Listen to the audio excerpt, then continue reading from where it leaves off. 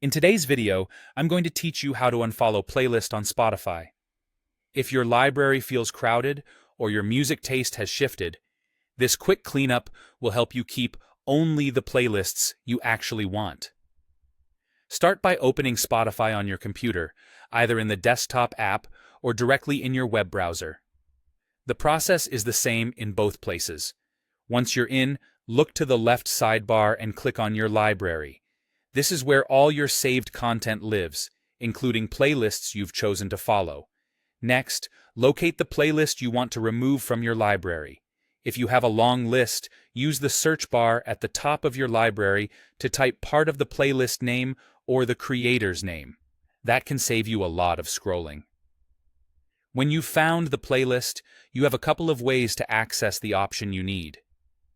You can click to open the playlist page, or you can act right from the list. If you prefer not to open it, either right-click the playlist name or click the three dots sitting next to it. If you open the playlist page first, you'll see similar options there as well. Now, look for the control that removes it from your library.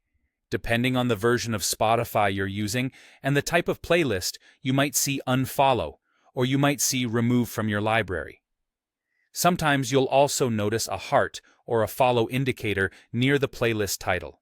If it's active, turning it off accomplishes the same thing. All of these labels mean the same outcome. You're telling Spotify you no longer want that playlist saved in your library. Click the option you see. As soon as you do, the playlist will disappear from your library. That's it. No extra confirmation boxes in most cases, and no impact on the original playlist for anyone else.